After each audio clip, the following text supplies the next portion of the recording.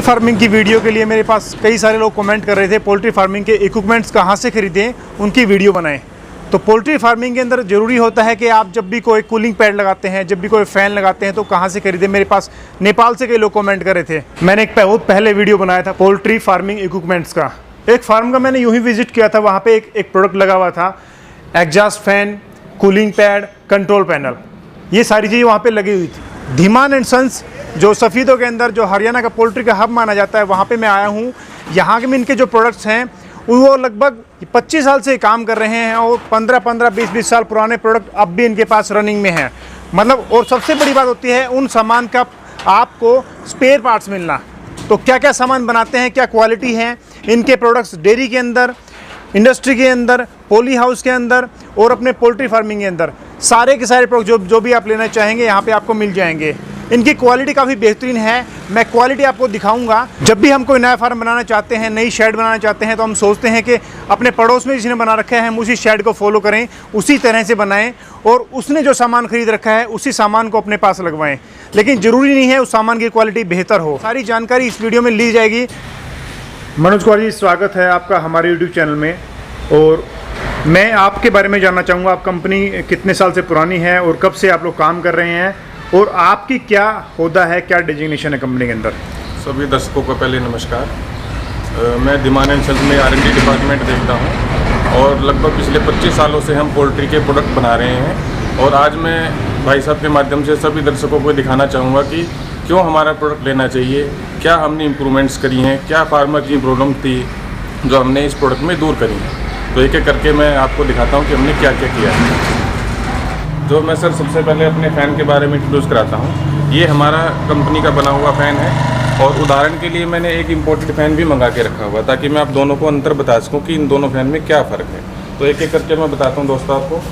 ये फ़ैन की जो शीट की थिकनेस है, केसिंग थिकनेस, ये 0.8 mm है, जो कि चाइनीज़ फ़ैन है, इम्पोर्टेड फ़ैन भी कह सकते हैं। ठीक है। ये हमारा फ़ैन है, इसकी केसिंग 1 mm है और चारों तरफ से ही 1 mm है। ठीक है। ऐसा नहीं है कि ऊपर से हमने हैवी कर दिया और साइड से हल्का, हमारी चारों तरफ की केसिंग टोटल 1 mm है। उसके बाद देखिए दोस्तों, ये मोटर के जो चारों तरफ आप गैप देख पा रहे हैं, ये गैप, तो ये एक नेगेटिव पॉइंट है क्योंकि एक एग्जॉस्ट फैन है, ये यहीं से एयर को शक करता है और यहीं से डिलीवर कर देता है।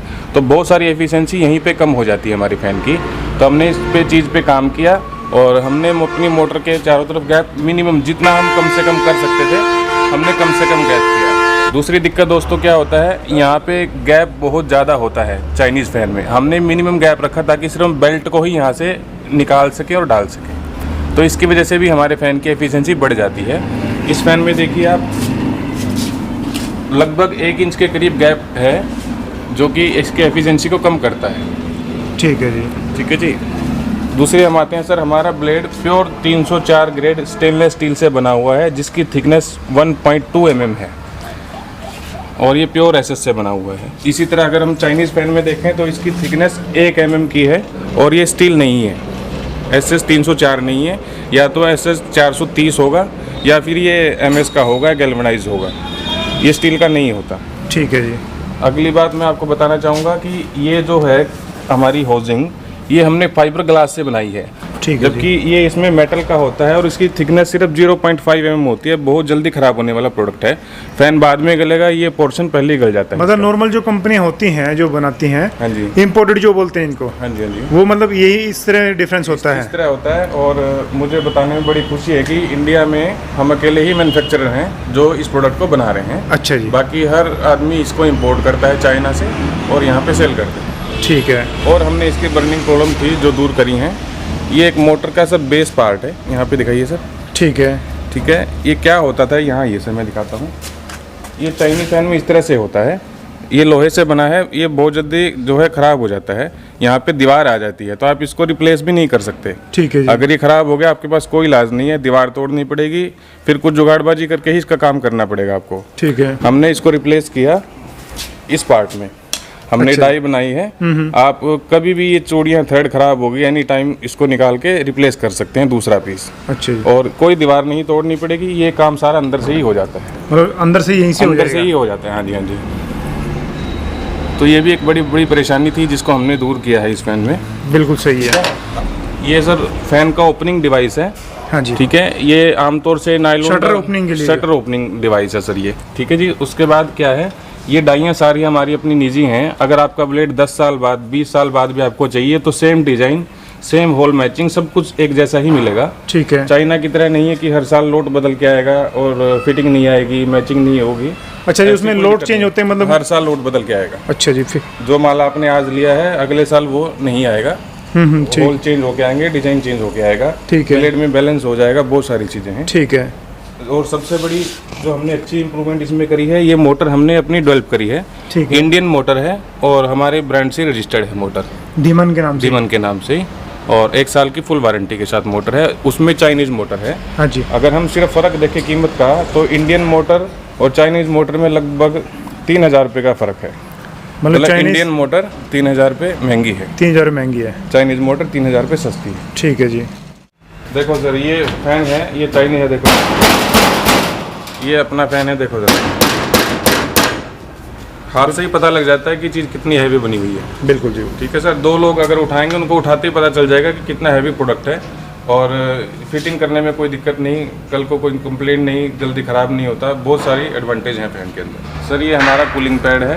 उदाहरण के लिए हमने एक छोटा सा पीस लिया है समझाने के लिए।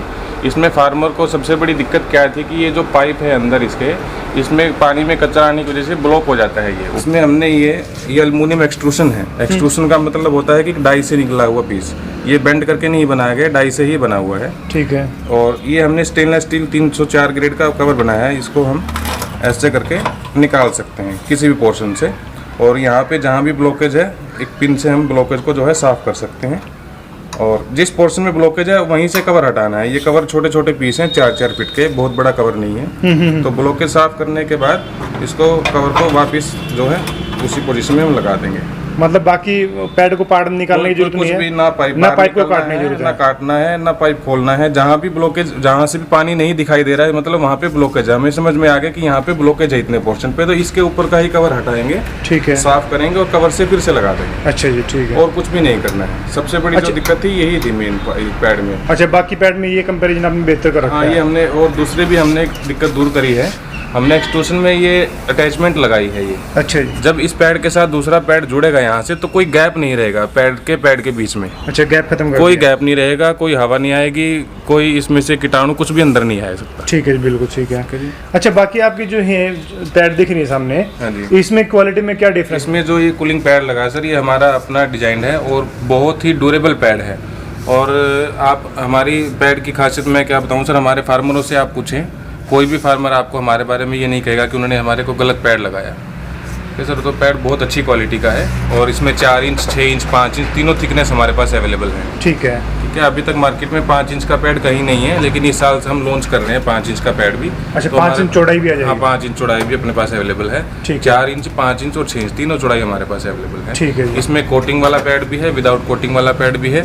जैसे जैसा फार्मर को चाहिए हर तरीके का पैड अपने पास उपलब्ध है। उसी तरह का मिल जाएगा? उसी तरह का मिल जाएगा। ठीक है जी। ये sir total auto control panel है फैन और कूलिंग पैड के लिए। इसमें हमने सारा LT का स्विच गियर लगाया है और ऑटो कंट्रोल सिस्टम लगाया है। ये हमारी कंपनी का ही बना हुआ होता है। ठीक है जी। इसमें मेन पार्ट क्या क्या है, ये सिंगल फेस प्रिवेंटर इसको बोलते हैं। ये क्या सेफ्टी करता है कि अगर आपकी 3 फेस की लाइट में से कोई एक फेस मिस है तो आपकी मोटर को सड़ने से बचाएगा, फेस को पास नहीं करेगा। ठीक है। ये इसको MPC भी बोलते हैं। ये ओवरलोड ट्रिपिंग सिस्टम है। आपकी मोटर का लोड मान लेते हैं कि 3 एम्पेयर अगर है तो 3.1 एम्पेयर लोड लेते ही ये मोटर को ट्रिप कर देगा, तो मोटर को सड़ने से प्रोटेक्ट करता है ये। ठीक है। तो इसमें अगर ये पैनल लगा है तो कोई भी मोटर जो है आपकी कभी भी खराब नहीं हो सकती किसी भी कारण से। ठीक है। ठीक है। ये ऑटो कंट्रोल कंडक्टर है, ये मोटर का लोड देते हैं, ऑटोमेटिक ये चीज़ें चलती हैं इसके थ्रू। मतलब एक एक फैन के लिए एक अलग से लगा? ये कस्टमाइज होता है सर। कुछ फार्मर क्या करते हैं कि एक एक पॉइंट से 2-2 फैन भी रन करते हैं। ठीक है। और उस स्थिति में हमें फिर इसकी कैपेसिटी बढ़ानी पड़ती है। ठीक है। तो कुछ लोग इंडिविजुअल फैन चलाना चाहते हैं तो फिर हम सिंगल भी करते हैं। और पूरे फैन एक साथ भी करते हैं? पूरे फैन एक साथ नहीं चलेंगे, मैनुअल मोड में चल जाएंगे। ऑटोमेटिक में तो रिक्वायरमेंट के हिसाब से कि टेम्परेचर आपने सेट कर दिया कि ये 24 डिग्री पे चलना चाहिए तो एक ही चलेगा 24 पे। अच्छा जी। ये चलेगा 25 डिग्री पे, फिर ये 26 पे, फिर ये 27 पे, 28 पे, 29 पे, 30 तक, लगभग 30 डिग्री तक आपके सारे फैन चल जाते हैं। ठीक है। फिर मान लेते हैं कि टेम्परेचर 29 डिग्री हो गया तो एक फैन अपने आप बंद हो जाएगा। फिर 28 हो गया, फिर ये बंद हो जाएगा। फिर 27 होगा, ये बंद हो जाएगा। तो ऐसे ही बढ़ते भी रहेंगे, घटते भी रहेंगे। टेम्परेचर को बिल्कुल मेंटेन रखेंगे आपके फार्म के अंदर। आपको ना कोई फैन चलाना है, ना आपको कोई फैन बंद करना है। अच्छा जी। ये इसका मेन बक्स बार है, ये मेन स्विच है, मेन MCC भी है। ठीक है जी। बाहर मैं आपको दिखाता हूँ। ये हमारा कंट्रोलर है, इसमें सारी सेटिंग दी हुई है। आप कहीं से भी कोई भी टेम्परेचर जो है सेट कर सकते हैं, जहाँ से भी आप जो भी फैन को जिस पोजीशन पे चलाना चाहें ऐसे चल सकता है। इसमें हमने एक मेन चीज़ क्या दी है कि सर्दियों में आपके फार्म के अंदर गैस हो जाती है इकट्ठी। अच्छा। तो इसमें ही एक टाइमर फंक्शन है।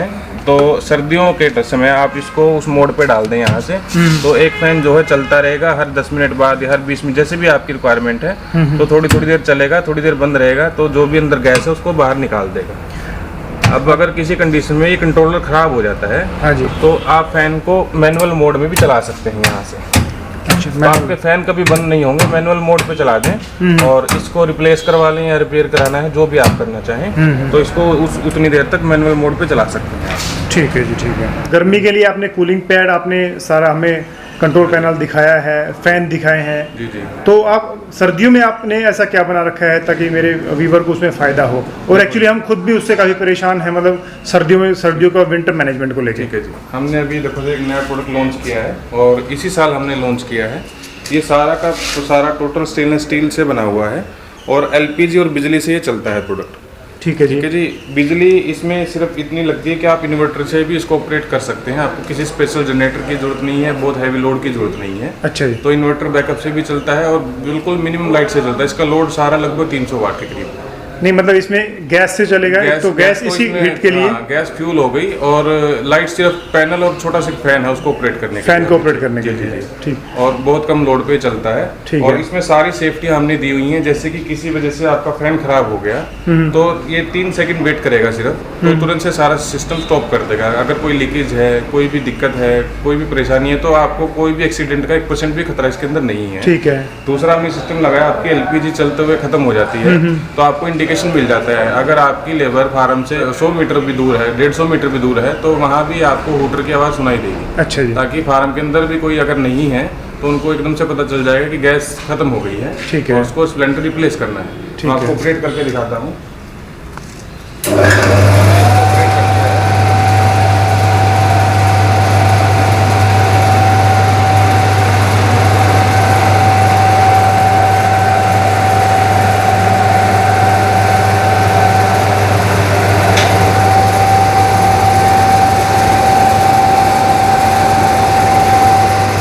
अभी चल रहा है। अभी सपोज करें कि मैं वहाँ से गैस को बंद कर देता हूँ। ये मान लीजिए मैंने गैस को यहाँ से बंद कर दिया। चलिए हमें मानते हैं हमने गैस बंद कर दी है, तो तुरंत से आपको हूटर आ गया कि गैस खत्म हो गई है। तो हमें यहाँ से रीसेट इसको करना है। मतलब गैस बंद खत्म होगी तो ऐसे हूटिंग की आवाज़ है। कोई और फॉल्ट है तो भी ऐसे ही काम करेगा। ठीक है। और इसमें ऑटो कंट्रोल्ड है सारा। टेम्परेचर सेंसर लगा हुआ है। आपने सेट कर दिया कि आपको 35 डिग्री टेम्परेचर चाहिए। हाँ जी। तो जैसे 35 डिग्री टेम्परेचर आएगा ऑटोमेटिक बंद हो जाएगा। अच्छा। फिर टेम्परेचर डाउन होगा ऑटोमेटिक फिर से चल जाएगा। ठीक है। तो आपको ना चलाना है ना इसको बंद करना है। अच्छा, इसमें ये बताएं कि इसमें जो सिलेंडर आपने गैस का लगा रखा है, LPG गैस लगा रखी है, कितने घंटे मतलब क्या इसका खर्चा आता है? औसत हम इसकी निकालें तो सर एक घंटे में 2 किलो गैस की औसत इसकी आती है। 1 घंटे में 2 किलो? 2 kilo gas. तो मतलब लगभग 50 रुपए किलो आसपास गैस पड़ी। 55 से 60 रुपये हम मानते हैं। इतनी गैस मानी तो 1 घंटे का हो गया समझो लगभग 100 से 120 रुपये। 100 रुपये कंटिन्यू चलेगा नहीं 1 घंटा, बीच में बंद होता रहता है, चलता रहता है, बंद होता रहता है, चलता रहता है। अच्छा अच्छा। और लगभग 100 फीट बाई 40 फीट के लिए एक प्रोडक्ट सफिशिएंट है। 100 फीट बाई 40 फीट के लिए एक प्रोडक्ट सफिशिएंट है ब्रूडिंग में, ब्रूडिंग सिस्टम में। अभी हमने 15,000 की ब्रूडिंग के लिए इसको दिया था। हाँ जी। फार्मर को, तो सिर्फ इसने अकेले ने ही वो ब्रूडिंग कंप्लीट कर दी दिसंबर 31 से लेके और लगभग फरवरी तक एक ही प्रोडक्ट उनके पास था। उन्होंने इसके अलावा कुछ भी नहीं लगाया। अच्छा, सिर्फ इसी में इसी से एक से काम? इसी काम दिसंबर के महीने में? दिसंबर में, जनवरी में, जनवरी दिसंबर में, मतलब पीक की सर्दी जिसको हम बोलते हैं, पीक की सर्दी में ही इस प्रोडक्ट ने पूरा काम किया। इस साल हमारा ट्रायल था। नेक्स्ट इसको और अच्छे से इम्प्रूव करके फिर अच्छे से बना के फिर इसको प्रमोट करेंगे बढ़िया तरीके से। बिल्कुल बिल्कुल, बहुत बढ़िया। मनोज जी, कॉस्ट कितनी रहेगी इसकी? ये सर हमारा ट्रायल मॉडल था। अभी हमने इस साल रिसर्च किया है, एक ही फार्म पे हमने इसको लगवाया ताकि हमें रिजल्ट पता चले। बाकी हम इम्प्रूव कर रहे हैं, कॉस्ट भी कम करने की कोशिश कर रहे हैं। एक अंदाजा मैं आपको बताऊं तो लगभग 1.25 लाख रुपए एक प्रोडक्ट की कीमत है। 1.25 लाख रुपए के हाँ आसपास। जी। अभी हम जब इसको नेक्स्ट सीजन बनाएंगे तो कीमतें कम भी हो सकती हैं और कीमतें बढ़ भी सकती हैं, क्योंकि निरंतर हम इम्प्रूवमेंट कर रहे हैं इसके अंदर। ठीक है। तो कॉस्ट कम भी हो सकती है सर और थोड़ी सी बढ़ भी सकती है। मनोज जी, 1.25 लाख रुपए आपके आसपास इसकी रेट बता रहे हैं, जी। मतलब काफ़ी कॉस्टली लग रहा है। नहीं, कॉस्टली नहीं है सर, क्योंकि ये प्रोडक्ट अगर आप इटली से लें, इटली का बना हुआ भी ऐसा आता है, लगभग 2 लाख 2.25 लाख रुपए उसकी कीमत है, जबकि वो गैल्वेनाइज्ड स्टील से बना हुआ है। हमारा प्योर एसएस से बना हुआ है सारा, स्टेनलेस स्टील से। स्टेनलेस स्टील से। उसका अगर कोई प्रोडक्ट खराब होता है तो वो रिपेयरेबल नहीं है, हमारा टोटल मशीन रिपेयरेबल है। कोई भी पार्ट अगर हम चाहें बदल सकते हैं एनी टाइम, 24 आवर्स हमारे पास फिर उसका अवेलेबल है। अच्छा जी। तो मनोज जी, आपके मैं कॉन्टैक्ट नंबर, कंपनी का प्रॉपर एड्रेस और कॉन्टैक्ट नंबर जरूर जानना चाहूँगा। सर हमारे कॉन्टैक्ट नंबर ही हमने दिए हुए हैं यहाँ पे, आप अपने डिस्क्रिप्शन में भी डाल दीजिएगा दोनों नंबर। हाँ जी, हाँ जी, ठीक है। ठीक है। और एड्रेस और बता दें प्रॉपर अपना। एड्रेस ये सफ़ीदों में है, मेन पानीपत रोड पे, हासिफ ब्रांच नहर है उसके बिल्कुल बगल में। ठीक है जी। तो मनोज जी, बहुत बहुत धन्यवाद आपका जानकारी शेयर करने के लिए। बहुत-बहुत धन्यवाद। Thank you very much sir.